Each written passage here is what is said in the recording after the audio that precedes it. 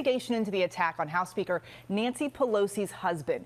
Paul Pelosi undergoing surgery for a fractured skull and arm injuries after a break-in early Friday morning at their San Francisco home. The 42-year-old suspect in custody, arrested, police say, in the act of assaulting Paul Pelosi with a hammer. The alleged attacker to face felony charges, including attempted murder. Investigators say the House Speaker was the target of the attack, but she was in Washington, D.C. at the time. Law enforcement officials telling ABC News the investigation is being treated with great urgency because authorities have already been extremely concerned about a surge in threats against federal officials. For the latest now on the attack, let's go to ABC's Mola Lenghi live in San Francisco. Mola, good morning.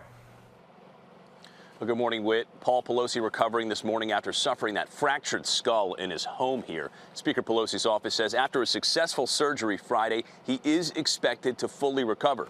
The police chief in San Francisco here crediting a 911 operator with saving Pelosi's life. It is wrong, and everybody should be disgusted about what happened this morning. This morning, police condemning the brutal attack inside Nancy Pelosi's San Francisco home. This was not a random act. This was intentional. Her husband, Paul Pelosi, beaten with a hammer in the middle of the night, calling 911 himself, allowing the dispatcher to overhear the confrontation. Special call medic 66 is code 3, no, it's 82. Police praising the operator's instincts and quick action. She basically figured out that there was something more to this incident than what she was being told. Her actions, in my opinion, resulted in both a higher priority dispatch and a faster police response. I think this was life-saving. Officers arriving around 2:30 a.m. to find Pelosi and the suspect both grappling with a hammer. Moments later, watching the attack unfold. Mr. DePape immediately pulled the hammer away from Mr. Pelosi and violently attacked him with the hammer. The officers immediately entered, tackled the suspect, disarmed him.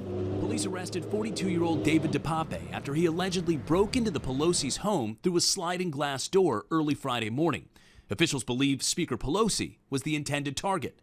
Law enforcement sources tell ABC News the suspect entered shouting, "Where's Nancy? Where's Nancy?" Speaker Pelosi was in D.C. during the attack, rushing to the West Coast Friday to be at her husband's side. The suspect's alleged online social media pages show multiple false conspiracy theories relating to COVID-19, the 2020 election, and the federal government. The Pelosi's house has been targeted before, their garage vandalized in January 2021. The Speaker of the House receiving an outpouring of bipartisan support. This is despicable. There's no place in America. There's too much violence, political violence, too much hatred, too much vitriol. Senate Minority Leader Mitch McConnell tweeting he is horrified and disgusted. The suspect, David DePape, facing multiple felony charges, including attempted homicide, burglary, and assault with a deadly weapon. He's scheduled to be arraigned in court Tuesday, Janae. Just incredibly disturbing, Mola, thank you. And threats against lawmakers have skyrocketed in the past 5 years, and Speaker Pelosi has been a popular target with extremist groups.